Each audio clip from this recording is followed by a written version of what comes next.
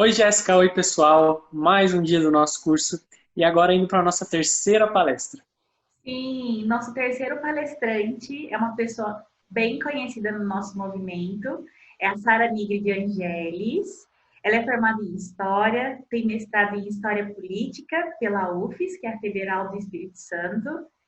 Ela é casada com o Rafael, que é ex-assessor auxiliar da ABU Botucatu. Eles se conheceram na ABU, ABULAN. São pais do Davi, que já tem 3 anos. A Sara frequenta a Igreja Presbiteriana em Botucatu e está envolvida com a BUB desde 2003, lá da região leste. Faz tempo. Ela já foi obreira na região sul e hoje ela tem servido o movimento como secretária-geral desde janeiro de 2015.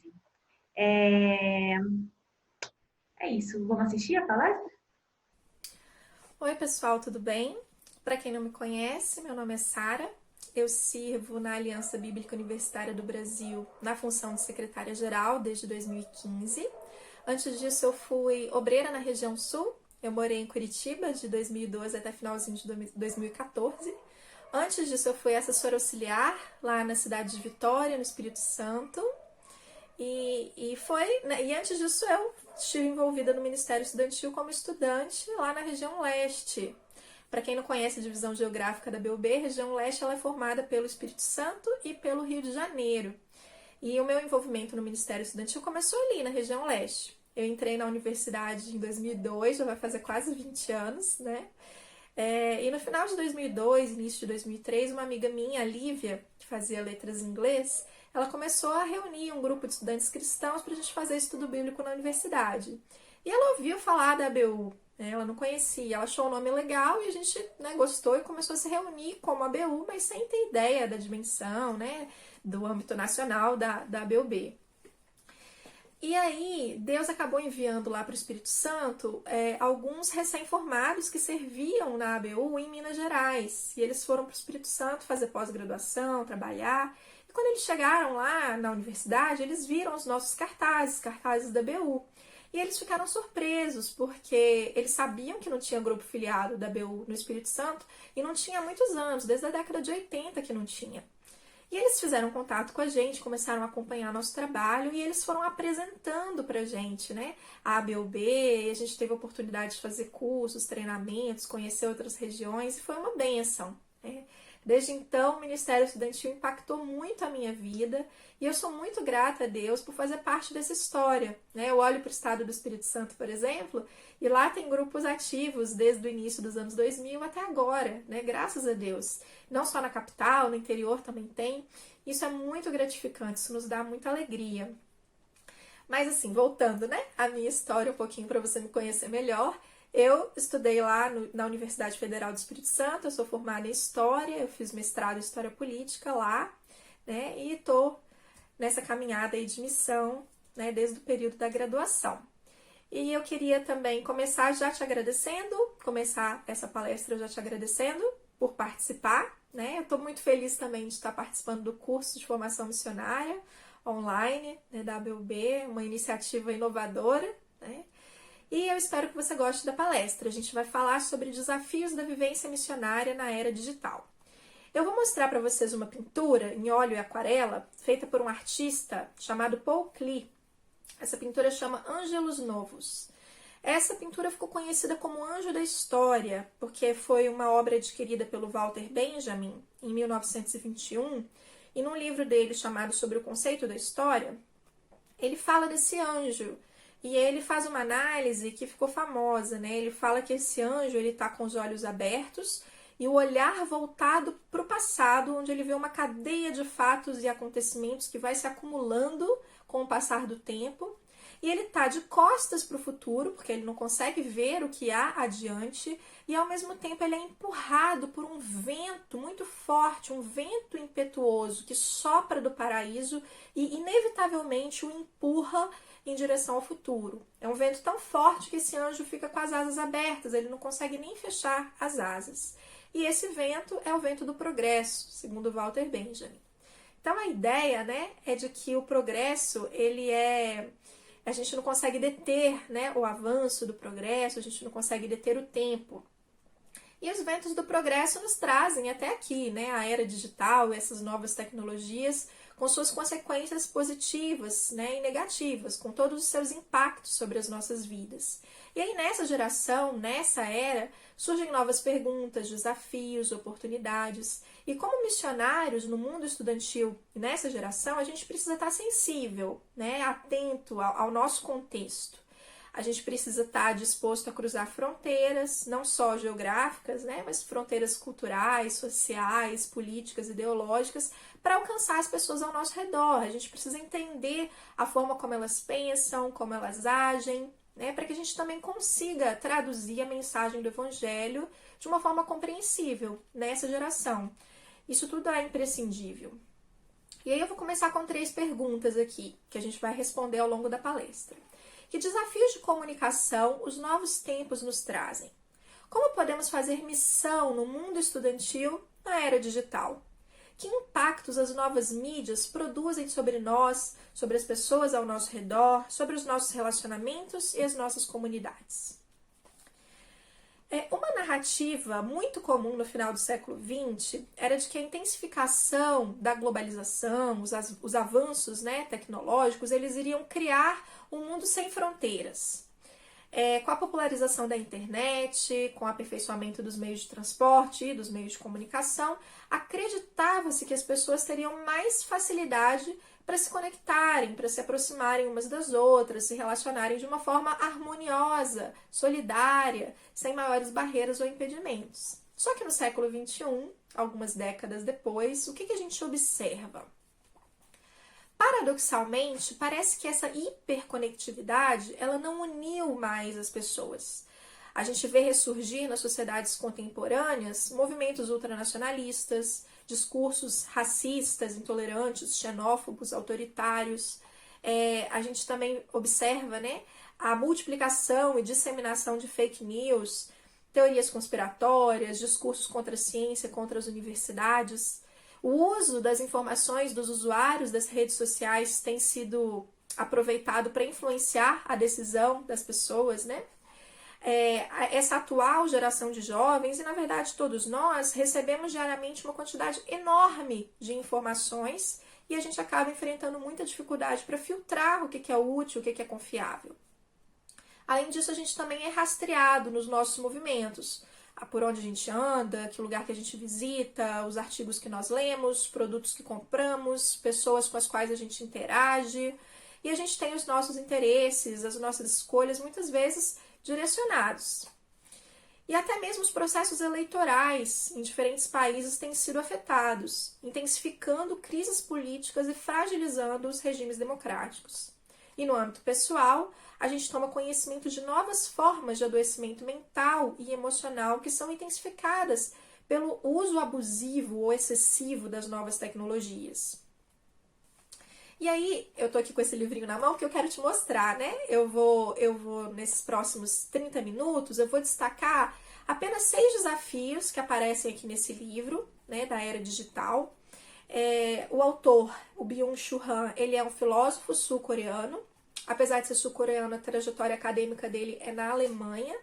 Ele estudou filosofia na Universidade de Friburgo, literatura alemã e teologia na Universidade de Munique e atualmente ele é professor de filosofia e estudos culturais na Universidade de Berlim. É um livro curtinho, é um livro pequeno, mas não se enganem. É um livro com discussões muito interessantes, tem muita coisa que ele escreve aqui, ele tem uma capacidade de síntese invejável, então tem muita coisa que ele fala que eu não vou falar de tudo. Eu só selecionei 6 desafios que aparecem, né, ao longo do texto dele, porque a gente tem 30, 35 minutos aí de palestra. Ele começa falando que nós estamos sendo desprogramados pela mídia digital. Essa mídia, ela transforma o nosso comportamento, a nossa percepção da realidade, os nossos sentimentos, pensamentos e a nossa vida em conjunto de uma maneira que a gente ainda não é capaz de compreender completamente, mas é um impacto significativo. E o primeiro desafio seria a desconstrução das distâncias que a era digital promove. Por um lado, a gente tem o fim da distância, né, da distância geográfica como impeditivo para a interação das pessoas. Então, se você tem acesso à internet, você tem um smartphone, um computador, você consegue falar com qualquer pessoa, em qualquer lugar do mundo, a qualquer hora, né? Então, isso é uma coisa muito bacana, isso é muito legal. Mas, por outro lado, a gente também tem o desaparecimento das fronteiras entre público e privado. E aí eu não estou querendo dizer da confusão entre público e privado no campo da política. Não é isso que eu vou abordar. Eu vou falar a partir do que o filósofo sul-coreano coloca, né? Ele diz que as pessoas, cada vez mais, voluntariamente, elas expõem as suas vidas privadas nas redes sociais. Então, as pessoas mostram, né, sua rotina em casa, no trabalho, na academia, tá doente, filma dentro do hospital.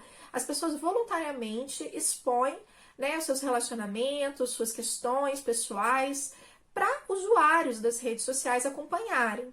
Então, isso faz com que o espaço do privado desapareça, que deveria ser, segundo o Byung-Chul Han, um espaço onde você não precisa usar máscaras, um espaço onde você é você mesmo, sem retoque, sem maquiagem, um espaço onde você não precisa se preocupar com observação externa, um espaço onde você não é um produto de entretenimento, um produto para consumo de outro, né? Então isso vai desaparecendo, né? Tudo pode ser consumido ou monetarizado nessa era digital. Quanto mais visualizações, quanto mais curtidas, quanto mais compartilhamentos, mais valorizado, né, é aquele blog, é aquele youtuber. E isso pode dar até retorno financeiro, né? Tem dado retorno financeiro para muita gente. E aí você tem, por um lado, uma exposição excessiva promovida nessa era digital, e por outro, a possibilidade de, nessas novas mídias, você se expressar anonimamente. Também tem a possibilidade do anonimato. Só que aí você tem, acaba acontecendo o fenômeno que é conhecido como shitstorms, né? Que são aqueles linchamentos virtuais, né? Você tem os haters e aquelas pessoas que escolhem um alvo e acabam com determinada figura, com determinada pessoa, né? Isso tem impactos e tem consequências não só nesse ambiente virtual, mas no mundo real, onde estão as pessoas de carne e osso, né? A gente vê que as novas mídias, elas trazem uma temporalidade muito distinta dos outros meios de comunicação de outros momentos históricos, né? É curioso que, assim, vendo o John Stott fazendo um comentário aqui no livro Ouça o Espírito, Ouça o Mundo, depois eu vou falar um pouquinho mais. A Bel Editora, então vale a pena, tá, gente? Mas num capítulo aqui, ele fala sobre o respeito como uma qualidade, uma característica do cristão. No trato, no relacionamento com as pessoas, você ser respeitoso, você ouvir as pessoas, você ser sensível, atencioso, né? E ao mesmo tempo ele fala sobre as cartas anônimas, que às vezes eram desrespeitosas, eram indelicadas, né? E sobre amassar essa carta e jogar fora. E aí eu lembrei, né, que o Byung-Chul Han, ele fala da temporalidade, né, da mídia, dos meios de comunicação da época das cartas, né?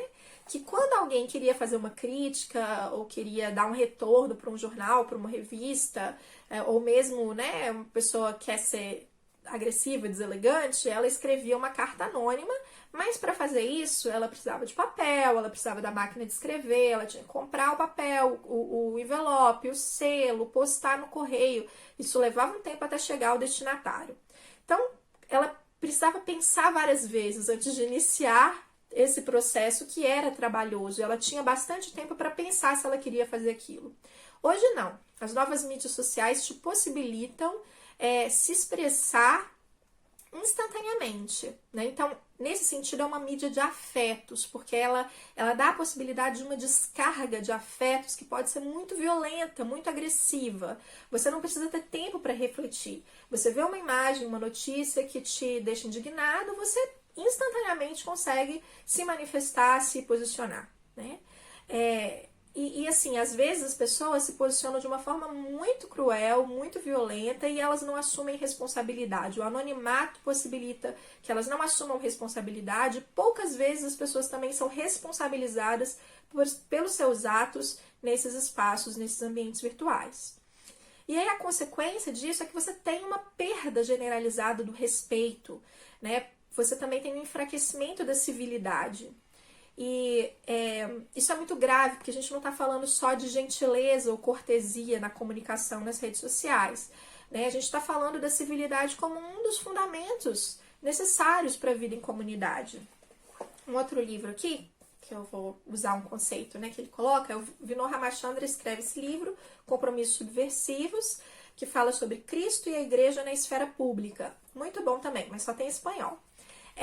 O Vinod, ele usa uma definição de civilidade, ele cita, né, que foi escrita por um advogado norte-americano chamado Stephen Carter, que ele diz que civilidade é a soma dos múltiplos sacrifícios que somos chamados a realizar em prol do bem e da vida em comum. Então, assim, pensar no bem do outro, não apenas no meu próprio bem, não só nos meus interesses, é demonstrar civilidade, respeito, responsabilidade. E uma sociedade democrática que esteja firmada só na letra da lei, só na sua Constituição, nos seus procedimentos formais, se ela depender só disso para se manter, ela está numa situação muito frágil. Porque a gente precisa de formação cidadã, de qualidade, a gente precisa de educação, a gente precisa de civilidade, né? Sem isso, é difícil que a sociedade não desmorone, não entre em crise. E parece que a gente está vivendo hoje uma crise de civilidade que fica muito explícita nesses espaços, onde a gente vê, nesses espaços virtuais, onde a gente observa postura, comportamento, né, das pessoas, inclusive de autoridades, nas quais a gente deveria se espelhar, né? Então, assim, é um tipo de agressão e violência que extravasa, né, e é expressa, né, demonstrada desde autoridades até em espaços da família, no grupo, né, do WhatsApp. Então, isso é bem generalizado. E aí, segundo desafio, né, a era digital faz com que a gente ingresse numa era que promove muitos monólogos, né, e que acaba gerando solidão e um tipo de comunicação que é desencarnada, que é insuficiente, né? A gente fala muito, né? Como eu estava dizendo, a gente pode se expressar instantaneamente, né? A gente produz conteúdo, a gente não é só consumidor de informação, a gente também produz o tempo todo informação. E só que as nossas interações acabam se tornando ecos das nossas próprias vozes. A gente fala muito com quem pensa como a gente busca muito se aproximar daqueles nos quais a gente se reconhece, né? E além disso, a palavra ela é desencarnada nesses meios. A gente perde a corporeidade da comunicação pessoal e presencial. Segundo o Byung-Chul Han, por causa da comodidade da comunicação digital, evita-se crescentemente o contato direto com pessoas reais e com o mundo real. As interações, cada vez mais, se tornam sem corpo e sem rosto. Então, a gente fica muito mais tempo, às vezes, nesses espaços virtuais do que interagindo com pessoas reais e com o mundo real. Tem uma pesquisa do IGEM, eu não sei se é IGEM ou IGEM, como que fala, mas assim, os jovens passam em média 6 horas por dia conectados à internet. A atual geração também investe menos tempo presencial com seus amigos e quanto mais tempo no computador, maiores são os níveis de infelicidade. E tem uma pesquisa da Fundação Telefônica Vivo, de 2019, que mostrou que 55% dos jovens entrevistados concorda que já passou mais tempo na internet do que pretendia, do que gostaria. Quem nunca, né? Você vai olhar um negocinho lá no Instagram, no Facebook, e aí fica horas e horas. Uma outra pesquisa interessante do Pew Research Center diz que sem o celular, 42% dos adolescentes sentem-se ansiosos, 25% sentem-se solitários e 56% associam a ausência do smartphone, do celular, com emoções negativas. Então, nós somos muito afetados por essas novas tecnologias. Esses números e essas informações mostram que as mídias, essa nova forma de comunicação, elas não são inofensivas.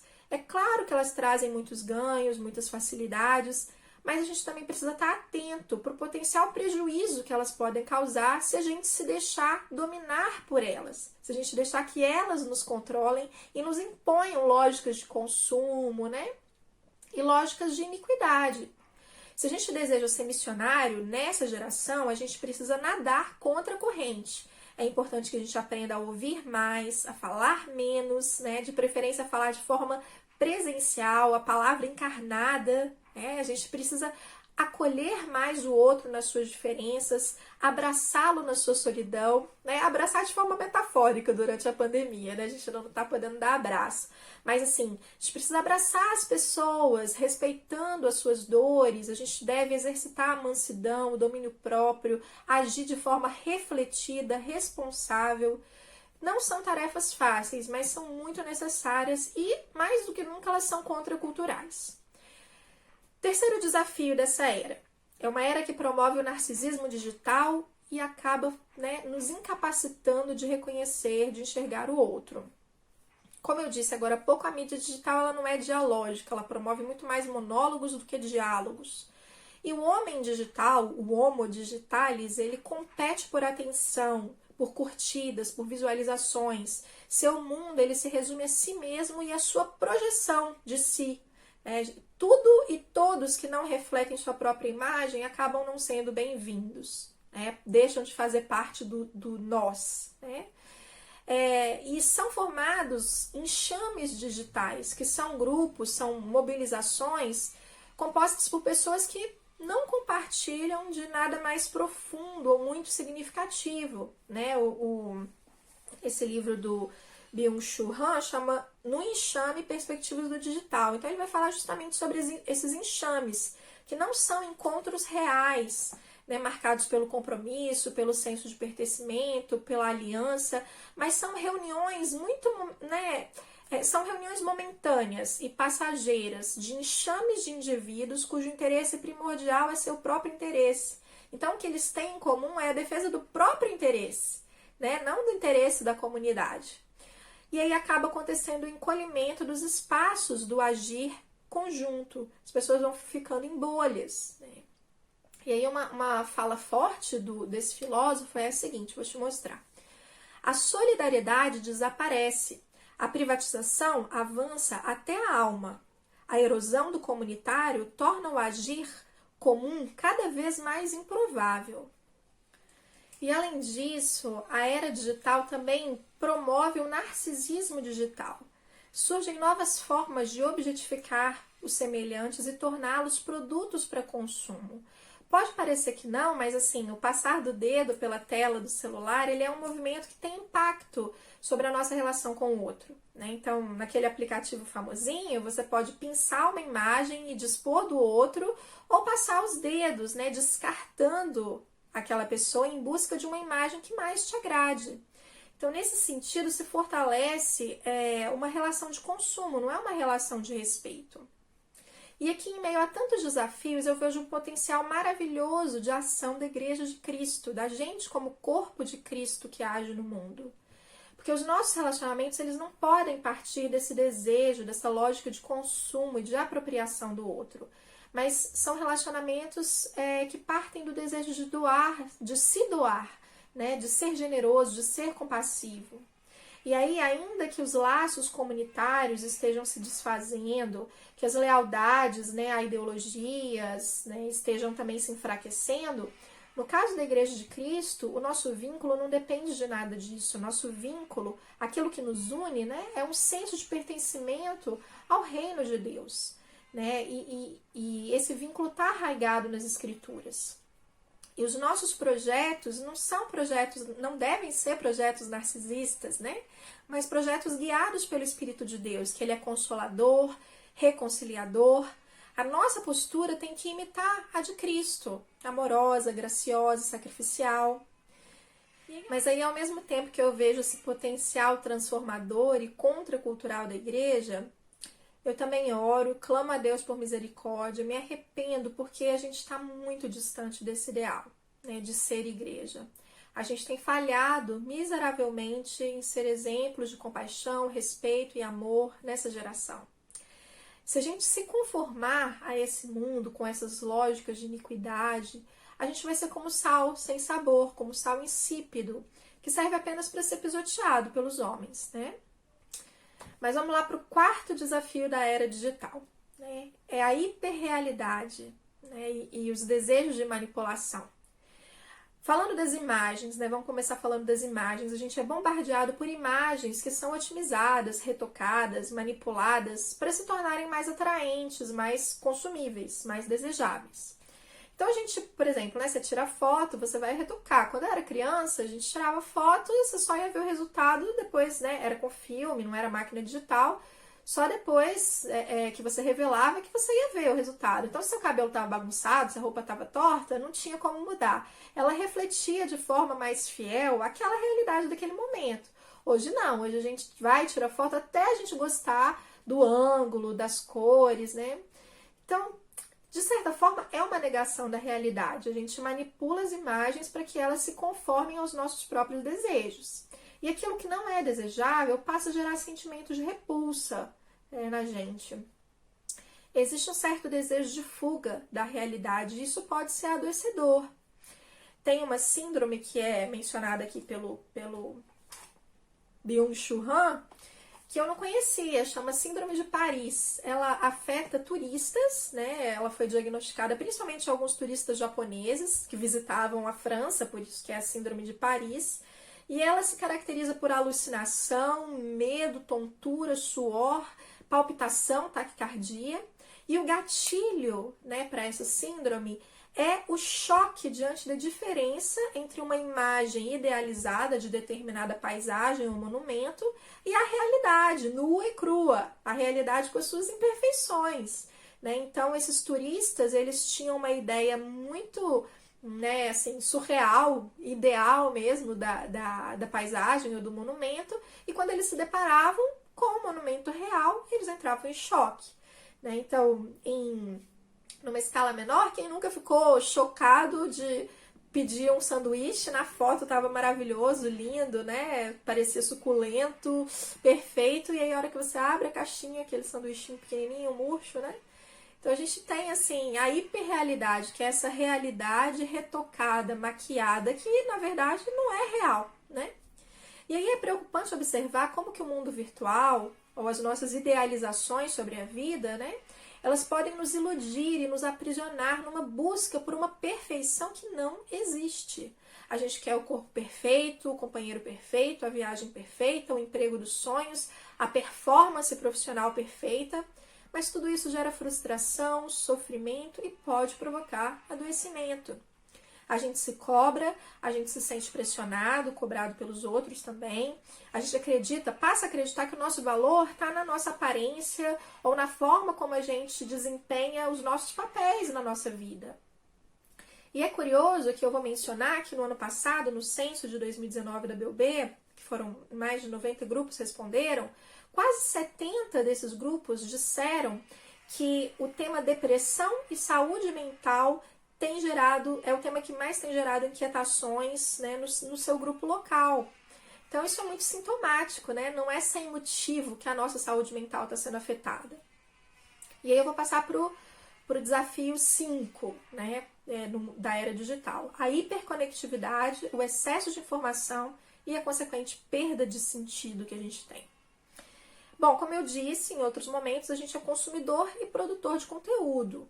Né? Há um crescimento exponencial na quantidade de informações a que a gente é exposto todos os dias, e isso faz com que a gente perca a nossa capacidade também de discernir o que é mais importante. O tempo todo a gente é acionado, o tempo todo alguém manda, né, uma mensagem, uma matéria, uma notícia, um artigo que a gente tem que ler, e a gente fica naquela sensação de labirinto, de prisão, né? A gente não sabe por onde a gente vai, a gente não sabe como que a gente sai, né? Aquela náusea, o entorpecimento e uma perda de sentido, até certo ponto uma perda de sentido, porque o sentido é o que te dá direção e você não sabe por qual direção você vai, né? E esse cansaço da informação também acaba gerando uma outra síndrome, chamada síndrome da fadiga de informação.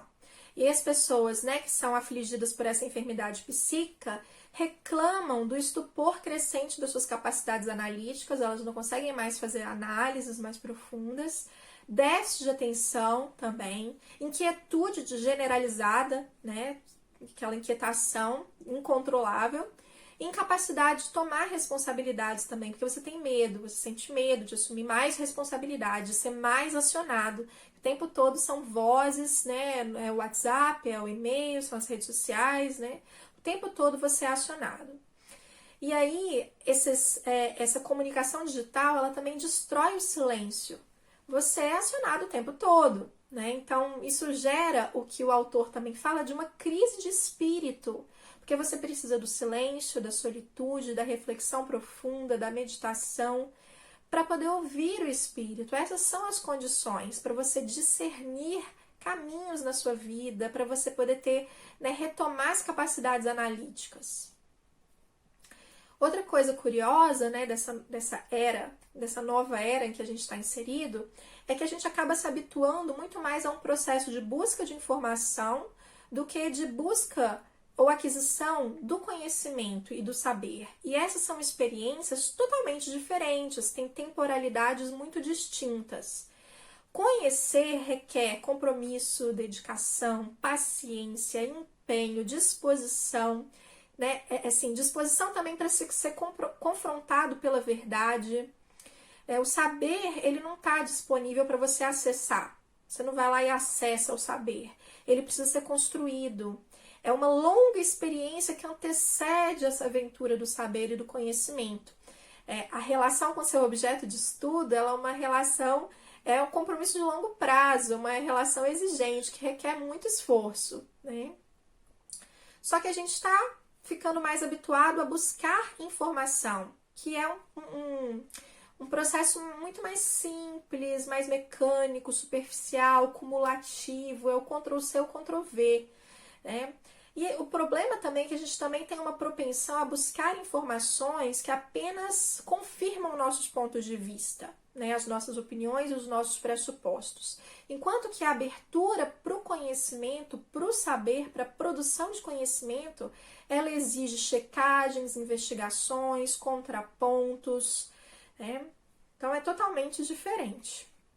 E o risco é que a gente acaba se habituando a só buscar informação e a gente aplica essa mesma lógica e essa temporalidade no estudo das escrituras, no estudo da Bíblia. E estudar a Bíblia não é buscar informação, é cultivar um relacionamento íntimo com as escrituras, porque elas revelam uma pessoa, que é Jesus. Nessa relação a gente tem que estar disposto a ser confrontado com os nossos, né, diante dos nossos desejos, das nossas posturas. Não dá para fazer uma leitura seletiva da Bíblia, não dá para você só curtir e compartilhar aquilo que te interessa, aquilo que te agrada, né? Então é outro risco. Transportar para o nosso relacionamento com Deus, para o estudo das Escrituras, essa mesma lógica de busca de informação. Por último, o sexto desafio nessa era digital é a perda da confiança e o ingresso na era da vigilância, do controle. Diante da enorme quantidade de informações, discursos, vozes que nos atravessam e da nossa dificuldade também de filtrar, né, os conteúdos, a gente acaba experimentando uma crise de confiança. Em quem que eu vou acreditar? Como é que eu sei por qual caminho eu devo, né, seguir? E aí, quando a confiança começa a desmoronar, o controle aumenta, porque tudo é colocado sob suspeita, né? Sejam os discursos, você começa a duvidar de tudo, das pessoas, das organizações. É aquela sensação de desconfiança generalizada, né? E é natural que se fortaleça uma sociedade de vigilância. A gente, nessa era, a gente é observado o tempo todo por pessoas e por coisas, né? Além de tudo, ainda tem a internet das coisas. A gente ingressa numa era, num tempo em que os aparelhos e os equipamentos se comunicam entre si, sem a intervenção humana, e monitoram as nossas vidas, né? Então é o celular que conversa com o meu relógio pelo aplicativo, o relógio que conversa com a balança, que monitora os exercícios que eu estou fazendo, que tem as informações de peso, né, batimentos cardíacos, tudo. E assim, sem eu precisar intervir, né, eu sou monitorada por esses aparelhos. E é um tipo de comunicação entre as máquinas, os equipamentos, que é muito diferente de tudo que a gente já experimentou, né, em outros tempos. Segundo o filósofo, o Byung-Chul Han, a internet das coisas produz novos fantasmas. As coisas que antigamente eram mudas começam agora a falar. E todos observam e vigiam a todos. Não são apenas os serviços secretos que nos espionam. Empresas como Facebook ou Google trabalham elas mesmas como serviços secretos. Elas expõem a nossa vida para conseguir capital em troca das informações espionadas. Então você tem, de um lado, o crescente isolamento humano provocado pela era digital, porque as pessoas passam cada vez mais tempo conectadas, né, usando esses aparelhos, esses meios, ao invés de estarem presencialmente juntas. É uma comunicação que não é uma comunicação que é desencarnada, né? Então você tem esse isolamento, por um lado, das pessoas e uma aproximação das pessoas com as máquinas, com esses equipamentos. O tempo todo a gente está mexendo, né? E aí o filósofo sul-coreano também fala que a sociedade atual não é uma sociedade do amor ao próximo, na qual nos realizamos reciprocamente. Ela é muito antes uma sociedade do desempenho, que nos individualiza. E eu achei isso muito forte, porque isso coloca pra gente um desafio muito grande nessa era, nessa geração. Né? A gente não vive numa sociedade do amor ao próximo. Todos esses ventos, os ventos do progresso, das novas tecnologias, podem nos empurrar não para caminhos de amor e caminhos de vida, né? Então a gente precisa estar ciente disso e a gente precisa fazer um esforço intencional para não reproduzir essas lógicas, para a gente não se deixar levar por esses ventos, né? O paradoxo atual é que as pessoas nunca foram tão observadas, tão vigiadas, monitoradas e ao mesmo tempo tão carentes de serem vistas, enxergadas mesmo, né? Reconhecidas na sua humanidade, afirmadas na sua dignidade, satisfeitas nas suas carências, nas suas necessidades. E, em resumo, o desejo é de ser amado, de ser reconhecido, de ser aceito. Esse é o desejo, né? E aí, pensando, né, no amor, eu vou citar aqui 2 versículos, fica em Gálatas 5, 22 e 23, que fala do fruto do Espírito. Né? O fruto do Espírito é amor, alegria, paz, longanimidade, benignidade, bondade, fidelidade, mansidão, domínio próprio. Contra essas coisas não há lei. E aí eu vou recorrer agora, né? Vou voltar aqui no livro do John Stott, Ao Seu Espírito, ao Seu Mundo. Em um dos capítulos ele vai falar sobre o dom do amor e ele vai dizer que o amor é a marca distintiva do cristão. Ele produz alegria, paz. Esse amor se manifesta por meio das nossas ações, com paciência, benignidade, bondade, buscando o bem-estar dos outros e com disposição ao sacrifício. E aí eu vou compartilhar uma citação que diz assim: a paciência suporta a malícia dos outros e recusa-se a retaliar. A benignidade transforma a tolerância em benevolência, não desejando mal aos outros, mas sim desejando-lhes o bem. E a bondade transforma o desejo em fato, tomando a iniciativa de servir as pessoas, tornando a iniciativa de servir as pessoas em ação, né, na página 169. Então, o amor, ele é equilibrado pelo domínio próprio, pela mansidão, né, pela fidelidade ao Senhor. Ser manso não é ser complacente, mas ser humilde e atencioso no trato com as pessoas. E para sermos mansos, a gente precisa ser capaz de domar nossos instintos, controlar as nossas paixões, refrear a nossa língua, né? Não só no falar, no digitar também, né? E a fidelidade a Deus nos torna fiéis no sentido de que nos torna pessoas confiáveis, pessoas íntegras, capazes de cumprir promessas, de falar a verdade, de respeitar compromissos, de não disseminar mentiras, né? Só que o amor, como fruto do Espírito, ele não vai brotar da gente de forma natural. É óbvio que a nossa sociedade não vai ser a sociedade mesmo do amor ao próximo, porque a nossa natureza ela é caída, ela é manchada pelo pecado. A gente só pode colher os frutos do Espírito se a gente cultiva as coisas do Espírito, se a gente se relaciona com Jesus, se a gente estuda profundamente a Bíblia. A gente precisa lutar contra as nossas propensões pecaminosas, né? E a gente precisa se render a Cristo. E aí eu vou compartilhar mais uma citação do John Stott. Ambos os processos, repudiar a carne e render-se ao Espírito, precisam repetir-se diariamente.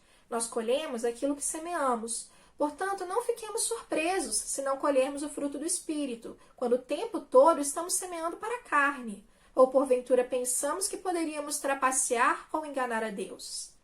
Né? Não adianta a gente achar que a gente vai ser naturalmente cristão, que a gente vai ser naturalmente imitador de Cristo, se a gente não se relaciona com Ele, né? Então, que sejamos dia a dia reprogramados pelo Espírito Santo, ao invés de desprogramados pelas mídias digitais, pela era digital, né? Ao invés de sermos desconfigurados por essas novas mídias, a gente não pode permitir que elas nos controlem, a gente não pode permitir que essas lógicas de consumo, de iniquidade, sejam impostas a nós. A gente não pode reproduzi-las, né? E para isso a gente tem que ser reprogramado pelo Espírito Santo todos os dias. E para finalizar, algumas respostas bíblicas, né? Eu queria compartilhar com vocês. Antes de tudo, precisamos permanecer atentos para que o nosso olhar não seja conformado pelas lentes do mundo digital. Na comunicação com os nossos amigos e colegas, as nossas opiniões devem ser bem fundamentadas e apresentadas de maneira respeitosa e sensível. Nossa abordagem deve ser encarnacional e nossa aproximação deve ser motivada pelo amor. Precisamos confessar nosso narcisismo. A gente precisa se arrepender e pedir a Deus que nos cure da nossa cegueira, para que vejamos a realidade através da perspectiva do reino de Deus. Nossos olhos devem permanecer abertos para perceber o mundo real, com as suas belezas imperfeitas, com as suas mazelas, que exigem de nós respostas solidárias, compassivas, responsáveis, né?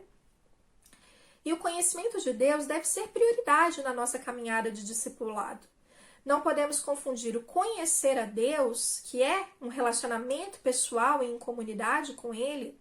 A gente não pode confundir isso com acessar informações sobre Deus. Não adianta saber sobre Deus. O amor a Deus sobre todas as coisas e ao próximo como a nós mesmos deve ser o princípio da nossa missão e ministério. Deve ser o amor a nos motivar para servir no mundo estudantil.